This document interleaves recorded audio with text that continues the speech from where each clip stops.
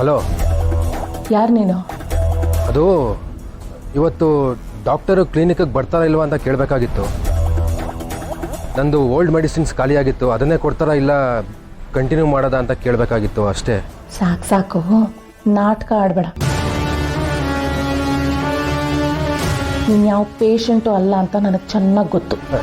ಇಲ್ಲ ನಾನು ಅವ್ರ ಪೇಷಂಟೇ. ಸರಿ, ಒಂದು ವಿಷಯ ಕೇಳ್ತೀನಿ, ಹೇಳು.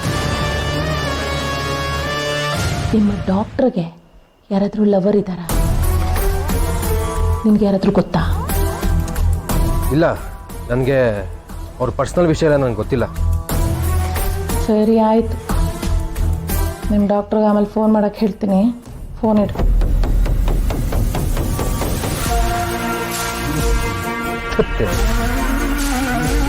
ಇವ್ರ ಫ್ಯಾಮಿಲಿನೋ.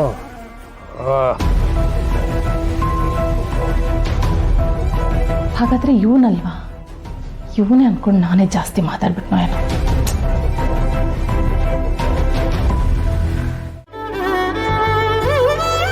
मैम ये एक थीम है और ये एक थीम है, आपको कौन सा पसंद है ये आप चॉइस कर लो. ಸೀತಾ, ಕಂಕಣ ಶಾಸ್ತ್ರ ಆದಮೇಲೆ ಹುಡುಗ ಹುಡುಗಿ ಮನೆಯಿಂದ ಆಚೆ ಹೋಗಬಾರ್ದು ಅಂತ ನಮ್ಮ ಅತ್ತೆ ಹೇಳ್ತಾ ಇದ್ರು. ಅದನ್ನು ನೆನ್ಪಿಟ್ಕೊಂಡೆ ಈ ಫೋಟೋ ಶೂಟ್ನ ಶಾಸ್ತ್ರದ ಮುಂಚೆ ಇಟ್ಕೊಂಡಿರೋದು. ನಮ್ಮ ಅತ್ತೆ ಇದ್ದಿದ್ರೆ ನಿಮ್ಮ ಮದುವೆ ಬೇರೆ ಥರನೇ ಇದ್ದಿರೋದು. ಎನಿವೇಸ್, ಇದರಲ್ಲಿ ಏನಾದರೂ ಹೆಚ್ಚು ಕಮ್ಮಿ ಆಯಿತು ಅಂತಂದರೆ ಬೇಜಾರು ಮಾಡ್ಕೋಬೇಡ. ಅಯ್ಯೋ ಚಿಕ್ಕಿ, ನನಗೆ ಅದೆಲ್ಲ ಗೊತ್ತಾಗಲ್ಲ, ನಾನು ಸ್ವಲ್ಪ ಔಟ್ಡೇಟೆಡ್ ಅಂತ ಯಾಕೆ ಹೇಳ್ತೀಯಾ? ನಮ್ಮ ಶಾಸ್ತ್ರ ಸಂಪ್ರದಾಯನ ನಾವು ಮರಿಬಾರ್ದಲ್ಲ. ಈಗಿನ ಟ್ರೆಂಡ್ನ ಕೂಡ ತಲೆಯಲ್ಲಿ ಇಟ್ಕೊಂಡು ಸ್ವಲ್ಪ ಚೇಂಜಸ್ ಮಾಡಿಸಿ ಇದನ್ನೆಲ್ಲ ರೆಡಿ ಮಾಡಿಸಿದ್ದೀನಿ.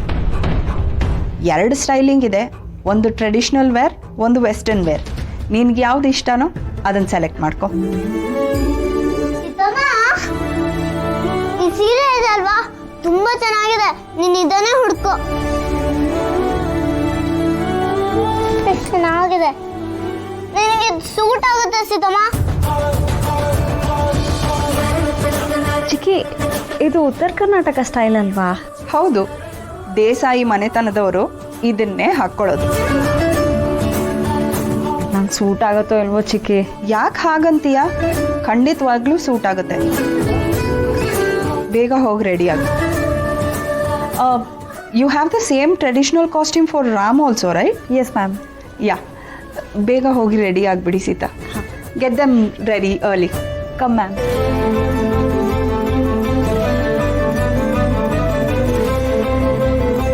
ನಮ್ಮ ಮದುವೆ ಟೈಮಲ್ಲಿ ಈ ಪ್ರೀ ವೆಡ್ಡಿಂಗ್ ಫೋಟೋ ಶೂಟ್ ಎಲ್ಲ ಇರ್ಲೇ ಇರಲಿಲ್ಲ. ಈಗ ನೋಡಿ ಎಷ್ಟೊಂದು ಟ್ರೆಂಡ್ ಆಗ್ಬಿಟ್ಟಿದೆ. ಒಂದು ಕೆಲಸ ಮಾಡೋಣ, ರಾಮು ಸೀತಾ ಫೋಟೋ ಶೂಟ್ ಜೊತೆಗೆ ನಿಮ್ಮಿಬ್ಬರದು ಫೋಟೋ ಶೂಟ್ ಮಾಡಿಸ್ಬಿಡೋಣ. ಸತ್ಯನ್ ಕೇಳ್ತೀನಿ, ಹಾಗೆ ನಮ್ಮ ಜೋಡಿದು ಕೂಡ. ಏನು ಬರ್ಗೋ, ಸುಮ್ಮನೆ ತಮಾಷೆ ಮಾಡಿದೆ ಅಷ್ಟೇ. ಏನೋ ಮರಯ್ಯ, ಒಂದು ಲುಕ್ಗೆ ಔಟಲ್ಲೋ. ಹೊಸ ಗಾದೆ ಗೊತ್ತಾ? ಭಯ ಪಟ್ಟವನೇ ಬಾಳಿಯಾನು. ಭಾರ್ಗೋ, ಅದು ನಮ್ಮ ಕ್ಯಾಂಪು ಅನಿಕೇತಂದು ಕರಾಟೆ ಕ್ಲಾಸ್ ಮುಗ್ದಿರತ್ತೆ, ಹೋಗಿ ಅವನ್ನ ಕರ್ಕೊಂಬಂದ್ಬಿಡ್ತೀನಿ. ಇಲ್ದಿದ್ರೆ ಸುಮ್ಮನೆ ರಂಪ ಮಾಡ್ತಾನೆ. ಬರ್ಲಾ ಭಾರ್ಗೋ, ಬಾಯ್.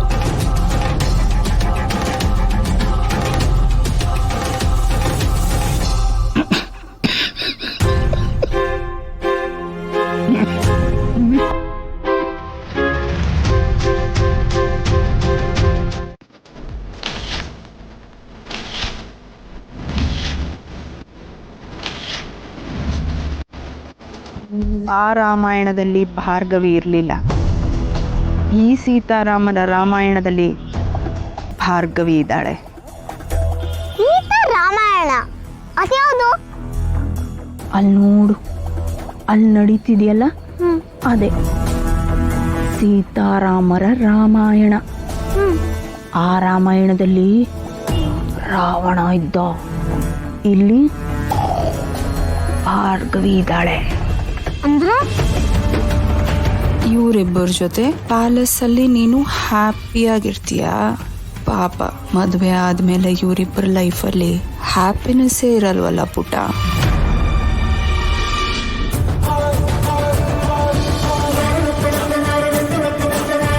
ಇಬ್ಬರು ನೋಡೋಕ್ಕೆ ಎಷ್ಟು ಚೆನ್ನಾಗಿದೆ.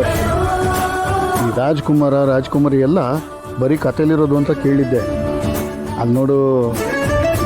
ಅಂಕಲ್, ಸೀತಮ್ಮ ನಿಜವಾಗ್ಲೂ ರಾಜ್ಕುಮಾರಿ ತರಾನೇ ಕಾಣಿಸ್ತಾ ಇದ್ದಾಳೆ. ಸೀತಮ್ಮ ಹೇಳ್ತಾ ಇರ್ತಾಳೆ, ನಮ್ಮನ್ನ ಕಾಪಾಡಕ್ಕೆ ರಾಜ್ಕುಮಾರ ಬರಲ್ಲ, ನಮ್ಮನ್ನ ನಾವೇ ಕಾಪಾಡ್ಕೋಬೇಕು ಅಂತ.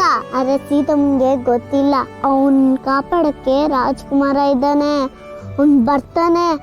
ಸೀತಮ್ಮನ ಪಕ್ಕದಲ್ಲಿದ್ದಾರೆ ಅಲ್ವಾ, ಅವರೇ ರಾಜ್ಕುಮಾರ. ನಿಮ್ಮ ಸೀತಮ್ಮ ನಿಜವಾಗ್ಲೂ ರಾಜ್ಕುಮಾರಿನೇ, ಆದರೆ ಅದು ಅವಳಿಗೆ ಗೊತ್ತಿಲ್ಲ ಅಷ್ಟೇ. ರಾಜ್ಕುಮಾರಿ ಇದ್ದ ಮೇಲೆ ರಾಜ್ಕುಮಾರನು ಇರಲೇಬೇಕು, ಅಂಡ್ ಅವರಿಬ್ರು ಒಂದಾಗಬೇಕು. ಅದು ದೇವರ ನಿರ್ಧಾರ. ಅಂಡ್ ಅದೇ ಚಂದ ಕೂಡ.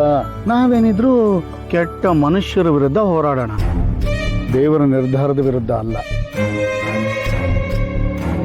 ರೀ, ಏನ್ರಿ ನೀವು ಮಗು ಮುಂದೆ ಏನೇನೋ ಮಾತಾಡ್ತಿರಲ್ಲ, ಸುಮ್ಮನೆ ಇರಿ. ನನ್ಗೇನು ಅರ್ಥ ಆಗಿಲ್ಲ. ಹಂಗಂದ್ರ ಏನೂ ಇಲ್ಲ ಸಿಹಿ. ಅಲ್ಲಿ ನೋಡು,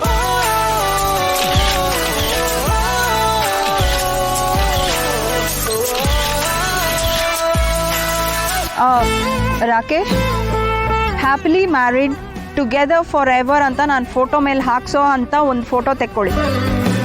ಚಿಕ್ಕಿ, ಹಾಗಿದ್ರೆ ಈ ಫೋಟೋದಲ್ಲಿ ಒಬ್ರು ಮಿಸ್ಸಿಂಗ್. ಸೀಪುಟ, ನೀನ್ ಇಷ್ಟಪಟ್ಟಾಗೆ ಅವತ್ತಿನ ತರ ಇನ್ನೊಂದು ಫೋಟೋ ತಗೊಳ್ಳೋಣ. ಓಕೆ.